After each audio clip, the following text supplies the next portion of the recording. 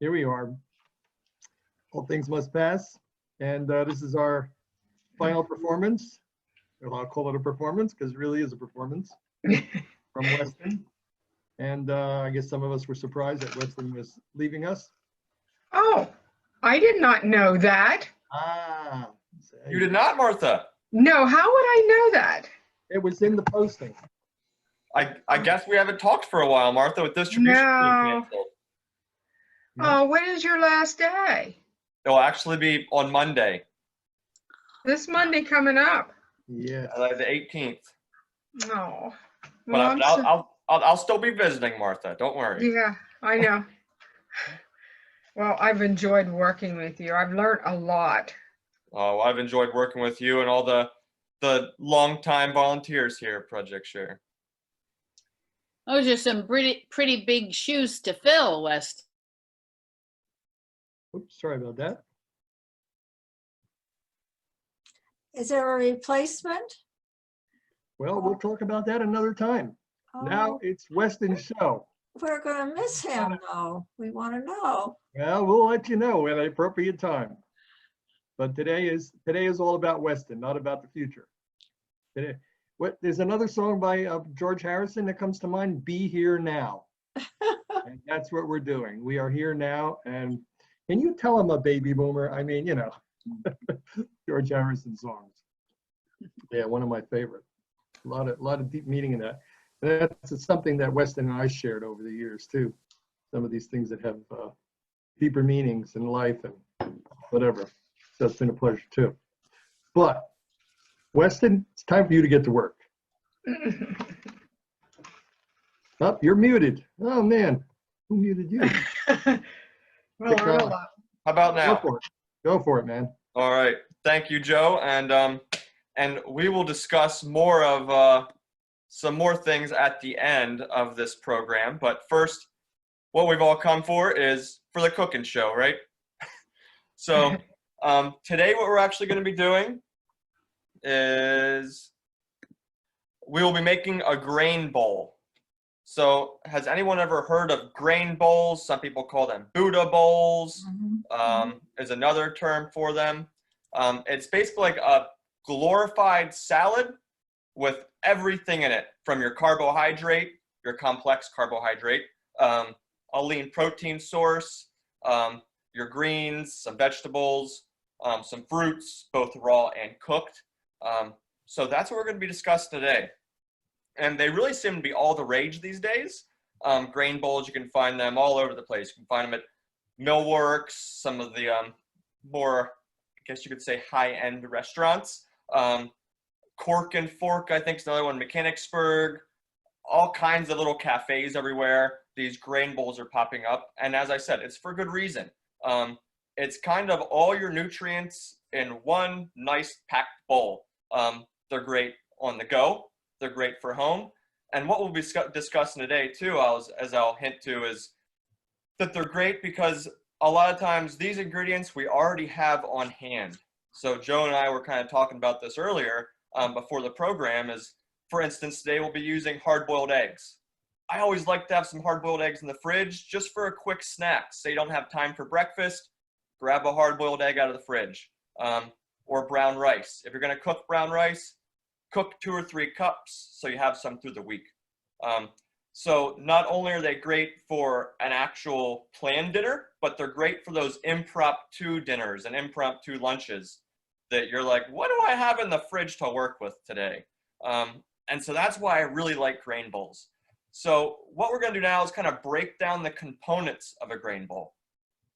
So first, as the name implies, we have our grain. I typically use brown rice, or quinoa is another great one. They're both very complex carbohydrates, meaning they won't digest really quickly. So unlike something like white rice has most of its fiber, its bran, which is the outer coat of rice, stripped away. So now you're just left with a carbohydrate that digests really quickly and spikes that glucose and spikes that insulin, which in nutrition, most health professionals will say that really the goal in living a healthier life is getting that insulin under control so it's not spiking and dipping and spiking and dipping, but more or less being able to stay at a steady wavelength, you could say. So I think the term is flatten the curve. there we go. It's applicable to many situations, right, Joe? Yeah, so let's flatten that insulin curve and flatten that glucose curve. I like that. So another way that we can flatten that curve is when we eat a meal to always have protein, because protein does not spike glucose and it will not spike insulin. So whenever we're going to include protein today, we're going to include chickpeas in the form of hummus, which if anyone's interested on how to make hummus, I think was that last week's video, Joe? Yeah. Or 2 weeks? Yes, everything goes by so fast. last It week. was. Thanks, Patricia. All right. So Patricia, if you're curious on how to make the hummus, go to our last week's video and check that out. And we're also going to be using hard-boiled eggs, as I mentioned. So the third thing I always include in a grain bowl is some kind of cooked vegetables. So today we're going to be using sweet potatoes and cauliflower, roasted. So again, I'm going to hint back to some previous videos, but in our very first video that we did, I believe, with salmon cakes, we also did roasted root vegetables. And so I'm essentially taking that same recipe where I chunk those root vegetables into, 1/2-inch cubes, coat them with some olive oil, some salt, some pepper. For this batch, I added a 1/2 teaspoon of curry powder, just to give it a little bit of flair, but not too much for those taste buds that aren't too acclimated to those Eastern flavors. And a little bit of cumin is another, I think, a 1/2 teaspoon to a whole sheet pan. So those were the roasted root vegetables today. Could use white potatoes. I prefer the sweet potatoes. They have lots of vitamin A or carotenoids in them. I always remember that because carrots are orange. Carrots contain carotenoids. So when you think orange, think carotenoids or vitamin A. And especially with the pandemic that's going around, any of these antioxidants we can take in is a good thing. So vitamin A, for instance, actually is shown to upregulate, so increase the amount of ACE2 receptors. And for anyone looking at the news or paying attention to kind of the health implications of COVID, it actually binds to the ACE2 receptors in our lungs. However, when we have lots of vitamin A can increase the amount of, it's called soluble ACE2. And so those receptors that aren't bound to cells, they're kind of just going around in the bloodstream, going around the tissue, but they are not actually attached to the cells. So by having more soluble ACE2, we can then decrease the chances that that virus can attach to an ACE2 that's on a cell, for instance. It's a lower percentage of chance that it'll bind to an ACE2 on a cell. So some of the earlier information that came out said, stop taking your vitamin A, stop taking your vitamin D because it upregulates ACE2. It's not quite that simple because there's insoluble and soluble ACE2. So that may have gotten into more scientific information than some wanted, but I still think it's applicable and very useful in this situation that we're facing. So again, vitamin A and vitamin D. So as soon as you guys get off that call, make sure to go out to get some sunshine. Soak up that vitamin D for this northern climate that we're in. Most of us are probably vitamin D deficient at this point in the year. Another thing we're going to include is raw vegetables.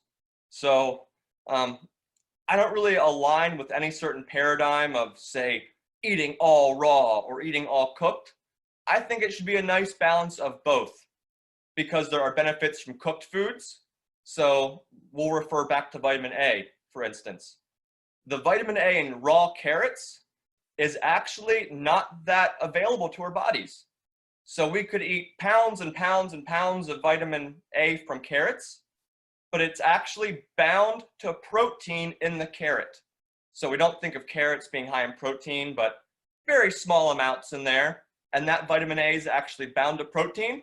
When we cook fruits and vegetables, so when we cook sweet potatoes or cook carrots, that vitamin A can actually be released from that protein so we can absorb it. However, there's things like vitamin C, for instance, and some of the B vitamins that are very sensitive to heat. So it's a good thing to have those things raw. So again, it goes back to, maybe have half your fruits and vegetables raw, half cooked, just to get in the maximal amount of bioavailability is what we call it. So the amount available to our bodies, to biological systems, bioavailability. So today we're going to put in some carrots that are raw, also some raw apples to put in an extra crunch, a little hint of sweetness in there as well. We're going to put in some raw baby kale, and as well as an avocado, just a couple slices of avocado. The last two things are small, but very important. So the sauce, we always got to have some kind of dressing, some kind of sauce to put on there, something to moisten up the dish, right?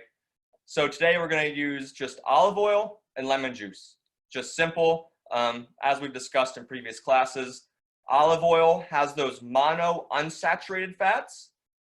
So these fats are found a lot in the Mediterranean diet, which is one of the benefits they say to the Mediterranean diet is it has so much this monounsaturated fatty acids in it. So the almonds and the nuts and the seeds and the olive oil, all really high in this. And it's been shown to help lower that bad cholesterol, quote unquote, the LDL cholesterol. So I don't like to label those good or bad because we find more and more information every day about different kinds of LDL. Is it big fluffy LDL, or is it little teeny tiny LDL that can kind of get lodged in your lodged in the walls of your small or your blood vessels? So One important thing you forgot, Weston, one important thing you forgot about that Mediterranean diet is a nice glass of red wine. Yeah. So, Joe, that's actually an interesting point you bring up. So France, for instance, they have very low rates of cardiovascular disease, yet they eat tons of cheese, they eat tons of butter, they eat all things that in the American diet we say not to. But you know what they also have, Joe? Is very high rates of cirrhosis. Oh, So, it's one or the other. So, a glass or two of red wine, nothing wrong with that. A bottle, not so much. So all things in balance. I think it was Exactly. Benjamin Franklin. Yep. all things in moderation. Exactly, Moderation. Joe. So the sauce, the olive oil and lemon juice, and to top it off some crunch.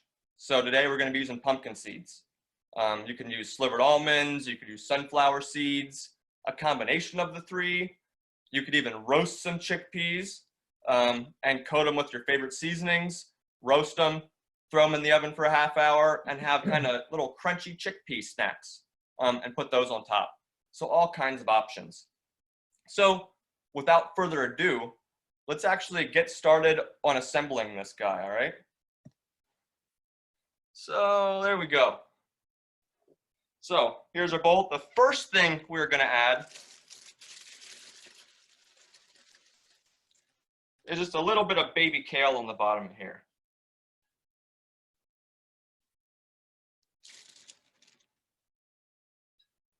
So not too much. Kale is one of those things, a lot of these leafy greens, very high in antioxidants, they're called, which interestingly enough, a lot of these antioxidants in foods, they actually, what they are shown to do is stress our bodies out in a good way. So it's very interesting. Traditionally, we think that these foods actually, quench free radicals, for instance. But what they do is they upregulate things in our body, certain enzyme systems that are our own antioxidants. So again, it comes back to these food compounds acting as signaling molecules for our own DNA to protect itself. So it's a really fascinating concept. It kind of goes along the same lines that blueberries grown high up on a mountain in New England or Vermont, they contain higher amounts of antioxidants Why? Because the sun stresses them out, which causes them to create more of their own antioxidants. And so the same kind of applies for us, but when we eat fruits and vegetables, these compounds actually cause our own bodies to upregulate our own compounds. So again, it kind of goes back to this naturopathic concept that our body has the innate ability to heal itself if given the right conditions and circumstances, aka the right food, the right amount of exercise, the right amounts of sleep, and stress response. So do we stress out in a negative way? Sometimes I tend to do that. Or do we stress out in a more positive manner? Something that I very much take from Joe. He'll be busy 24/7, but he's having fun and loving doing it. And look how young he looks over here. So,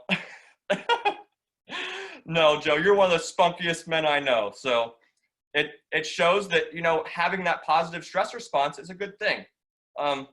So that was kind of a rant off antioxidants, but an interesting topic nonetheless. So we'll get back to our baby kale right here. So on top of this baby kale, we're going to put a little brown rice. So this is maybe a half cup of cooked brown rice. I just got this out of my rice cooker. Like I said, I usually cook between 2 and 3 cups at a time, so I always have some around throughout the week. All right, so now that we have our brown rice on top, what we'll add next is a little bit of our vegetables. So this process along today, I've already roasted these. As I said earlier, I roasted these with a little bit of olive oil. So this is one sheet pan, one standard sheet pan. There's about 3 sweet potatoes and a whole head of cauliflower. This week we had a few heads of cauliflower at farm stand.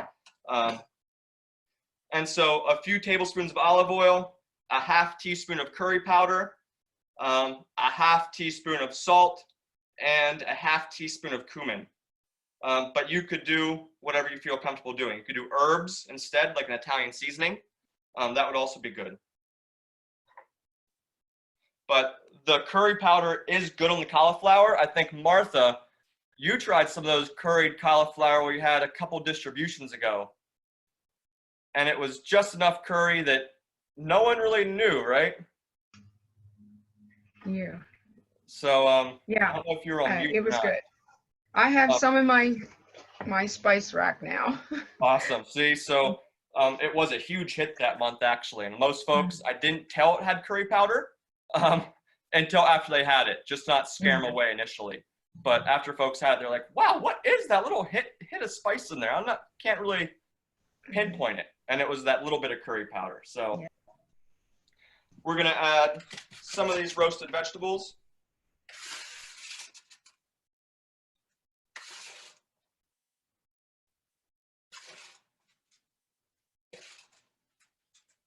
And my dog here's a pan scraping in here. He's in here as well. All right. Now that we have our baby kale, our rice, our roasted root vegetables, and again, if you don't want to do sweet potatoes, you could do roasted beets or roasted turnips. You know, think outside the box. This is kind of a template, if you could say. So here is some hummus that I made earlier as well. So we're going to add a nice heaping spoonful of hummus. Don't be shy on this. And again, if you missed last live class, tune in for that one to show how to make hummus.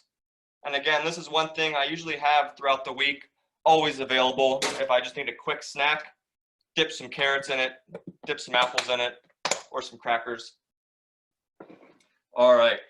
So next what we're going to do is we're going to add some hard-boiled eggs. Again, something I like to have on hand for the week, ready to go. So I'll add 2 eggs. And for those interested,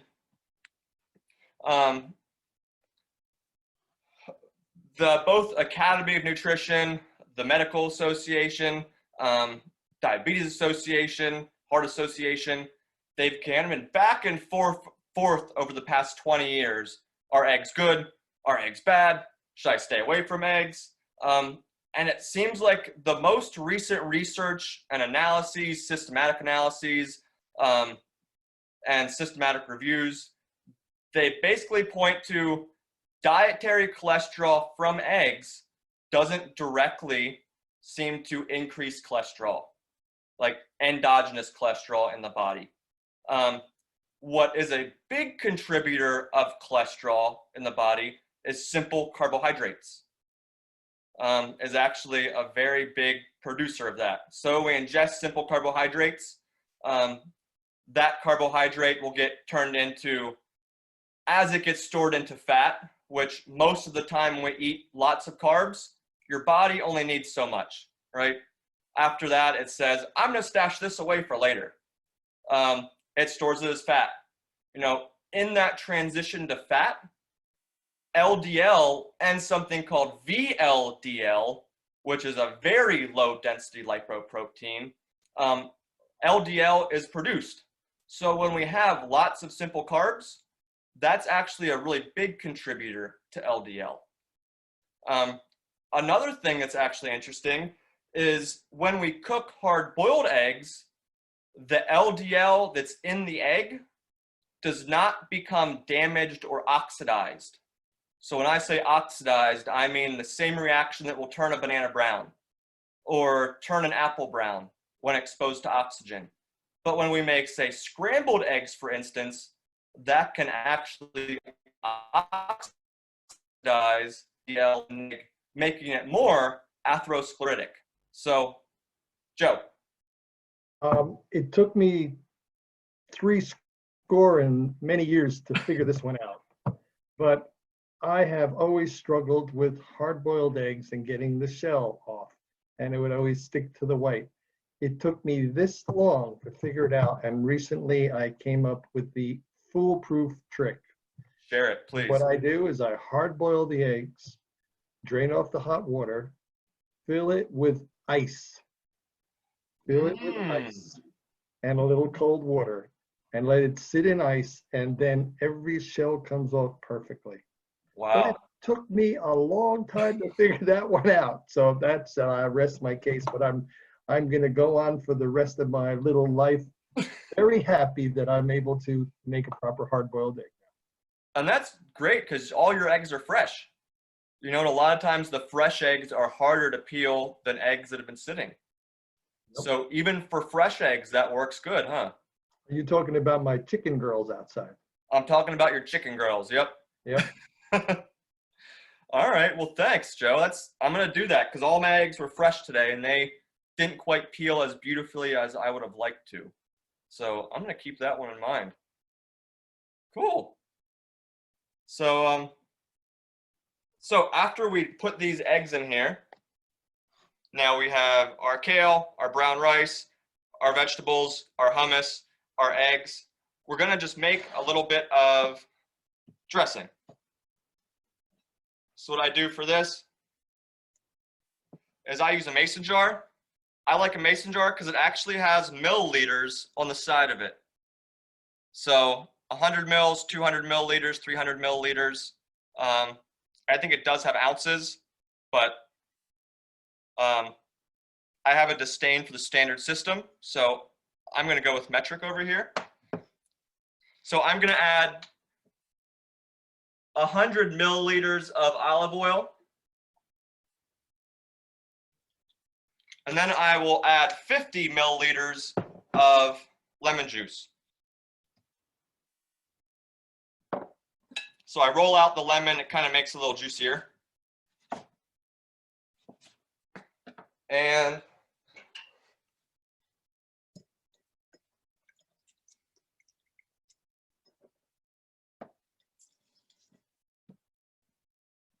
squeeze it through a strainer so you don't end up with seeds.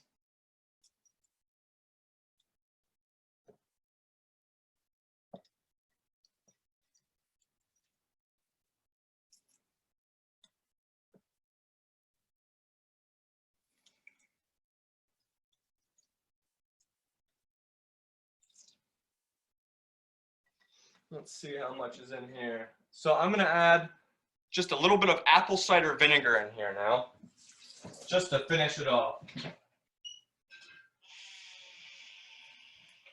So now you'll get a nice acidity from the lemon juice, and you'll also get a nice acidity from the apple cider vinegar in there.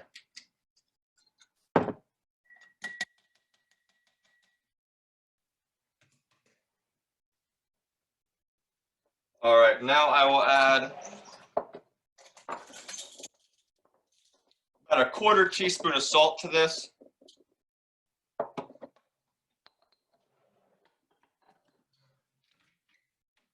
And a little bit of garlic powder. If you wanted to make it more Mediterranean style, you could add basil, you could add oregano, some thyme. That would also be really good too.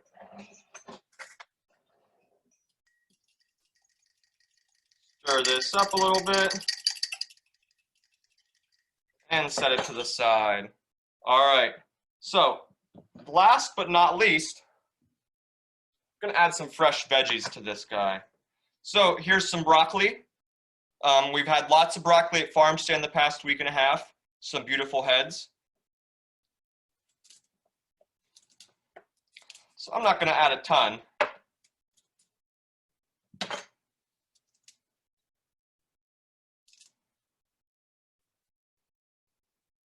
But a few nice florets. And the same antioxidants that are in kale and broccoli. So now you're getting double time. And they're raw, so you're not destroying any of those antioxidants. Next, what we're going to do is add just a little bit of carrot.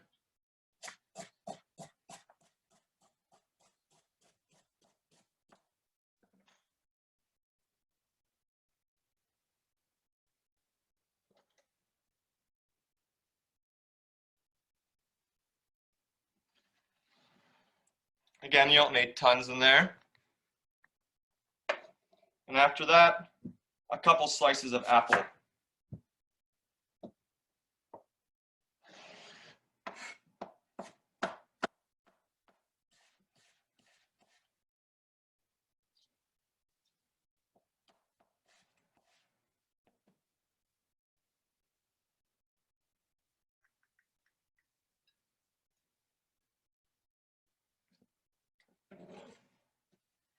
All right, so can we see that?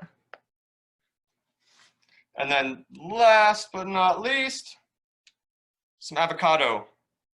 So again, avocados, they're usually for sale at Giant for, $1 a piece, max $1.25.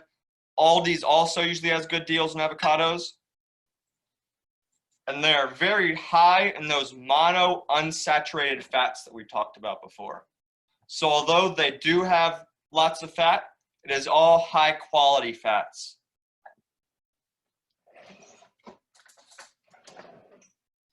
And here, what I do for the avocado is just kind of slice it like that, and then take a spoon, and the spoon will just scoop them right out. So glad to hear that because I've been overdosing on them. Oh, no such thing as overdosing on them, Joe.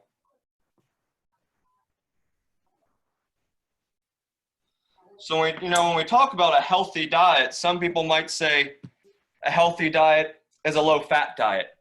That's what the American Heart Association has been saying for a very long time. However, when we look at diets like the Mediterranean diet is actually anything but a low-fat diet. It typically contains about 30 to 40% fat and lower amounts of carbohydrate. But all that carbohydrate is typically complex carbohydrate. So it has that seed or the coat on the outside that adds fiber, it adds vitamins, adds minerals, as well as vitamin E a lot of times, which is a fat-soluble antioxidant. That's often in that outer shell, which is why you'll find that whole wheat flour, for instance, where do we keep whole wheat flour at? In the fridge? I know a lot of us keep it in the fridge. And it will last a lot longer that way. because it actually has fats in there that will go rancid over time if left at room temperature for too long. And so if you've ever had a bag of whole wheat flour sitting out for a year or so, and just your cupboard, you go to smell it, it typically will smell kind of rancid, and that's because the fats go rancid, which was one reason of the development of white flours, was it lasts forever. The shelf life is tremendous. So of course in food manufacturing, it's cheaper, it's easier to store. Let's go that route and just add vitamins and minerals back in. That should do the trick, right? It doesn't seem like it did do the trick, because now we're a very sick nation. So I always go to the whole grains and not the enriched stuff, because I think nature knows best, not humans. Interestingly enough, the first vitamin was discovered in, I think, 1917. So that kind of gives you a perspective on how much we actually know about vitamins and minerals. Is we still only know about that much, just the tip of the iceberg in the last 100 years. So again, I trust nature.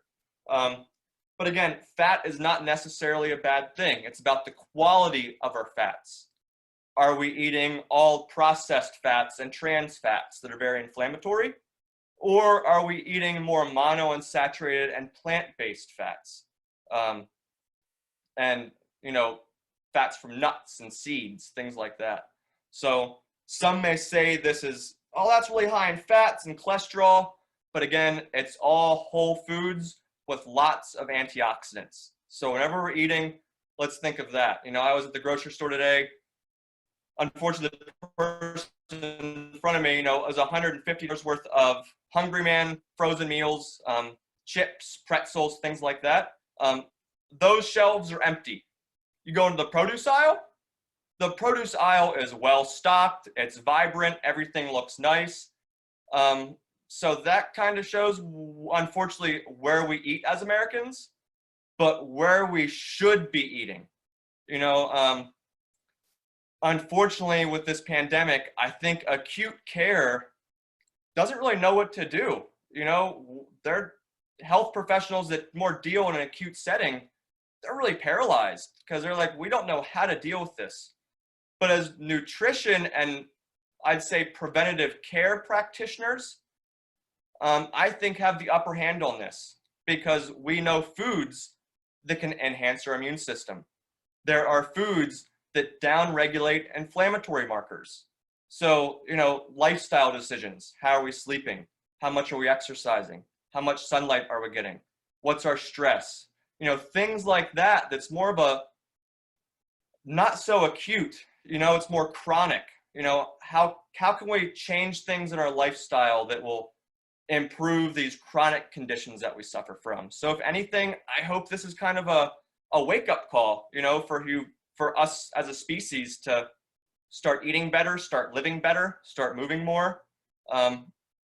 Yeah, so that's kind of my shtick, and I'm sticking to it. So the last thing we will add is pumpkin seeds.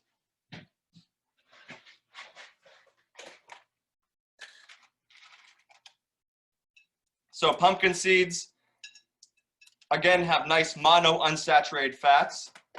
They also have lots of zinc.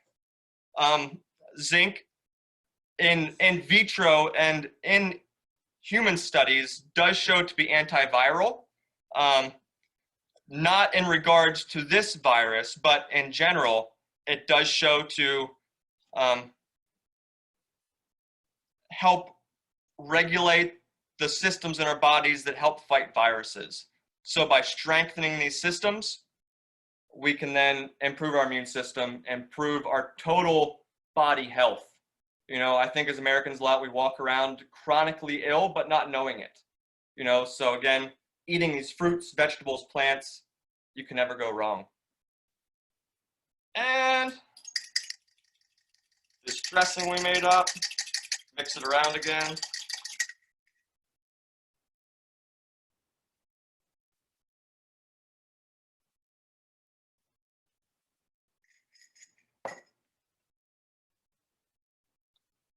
And there is the finalized product.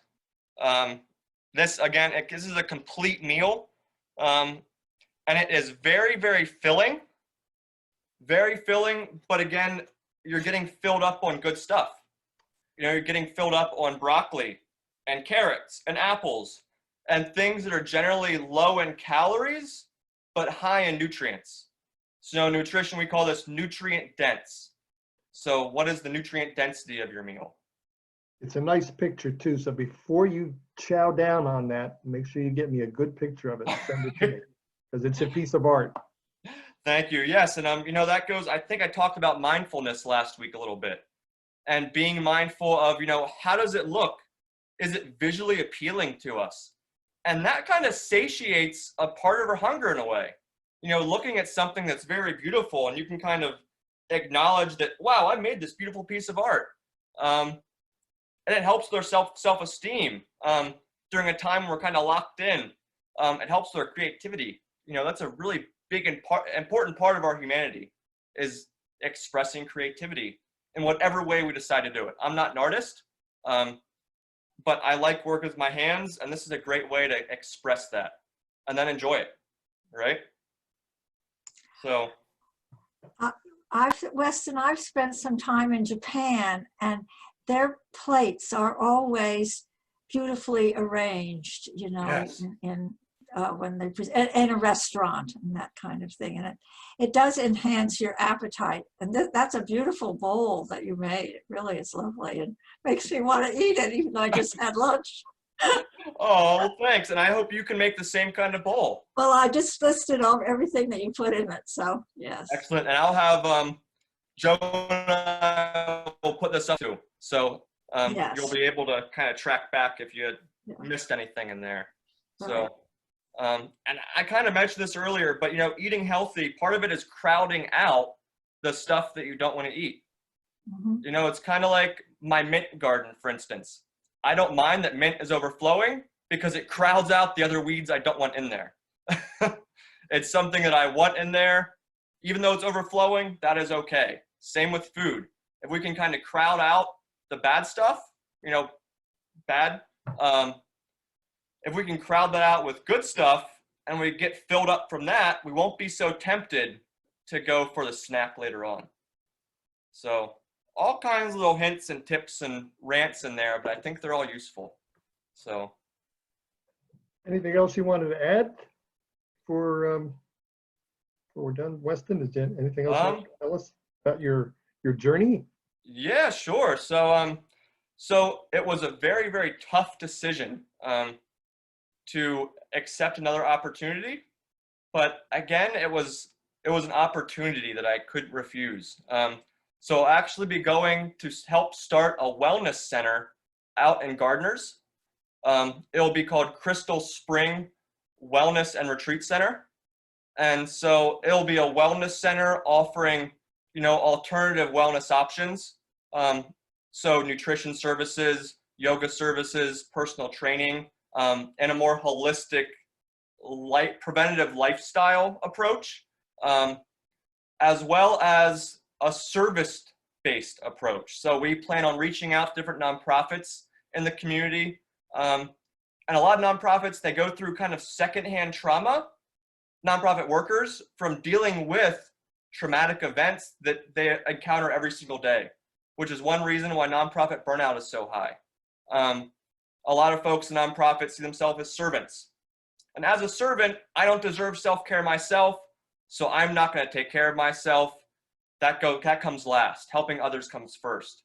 So another part of our mission will be to reach out to nonprofits in the community, invite them in for day retreats so they can eat several meals a day of fresh, locally sourced meals. They can maybe take some mindfulness classes and learn different ways to deal with this stress and trauma that they encounter every day. And as also reach out to long-term care facilities and reach out to the Montessori schools and public schools in the area to also offer, wellness education and hands-on engagement activities at the center. So, well, once you get up and running and we all get back to normal, and let us know, and we'll be sure to share the word with everybody. Yes, of course. And I've got when you're done, I have something I want to show too. Just give me the cue. Oh, okay. I was actually going to give a little prereq intro to somebody, Joe, Okay. if that's okay. Is that person okay with that? I see a yes there. All Okay. right. So why don't we'll unmute her as well. And go ahead. She's unmuted. Go ahead. Go ahead, Weston. After you, Emma. Oh, All right. Well, my name is Emma. I am taking over for Weston's position. I'm starting on Monday. I am so aware I have huge shoes to fill. And thank you for letting me just pop on today and listen and observe. But yeah, it's been great just being here, and I look forward to getting to know you all a lot more and working with you. And thank you, Weston. I know you've done incredible work at Project Share, so excited to have the baton passed over to me.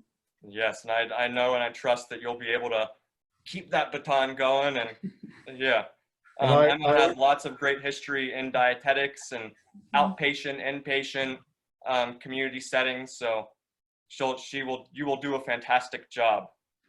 and I would add that I was honored to be part of the committee that interviewed Emma, and we're losing a great person and we're gaining a great person. So it's a fantastic transition for both of you. So Kind of opens doors up for everybody. Yep. Blessings to both of you. And Emma, I know everybody here and at Project Share are going to welcome you with open, well, maybe not with open arms, but with 6 feet of an elbow bump. Yeah. A friendly 6 feet away wave. That's right. And I've unmuted everybody. Everybody want to give her a welcoming applause. Okay. Hi, everybody. Let's hear it. Okay. Thank you. Great. I have some. Can I go ahead then, Weston? I have one thing I want to share with everybody too, if I can get.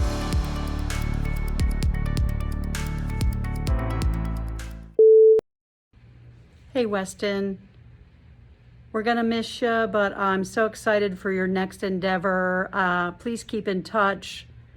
You've been great to talk. I'll miss our chats. Take care. Love you. Bye-bye. Hey, Weston, gonna miss you, my office partner, and I'm really gonna miss you coming down to the farm stand and everything you've done down there too. Good luck, and don't be a stranger, and we'll be in touch. So Weston, as you know, I wish you the best. You're going to do well, and we love you.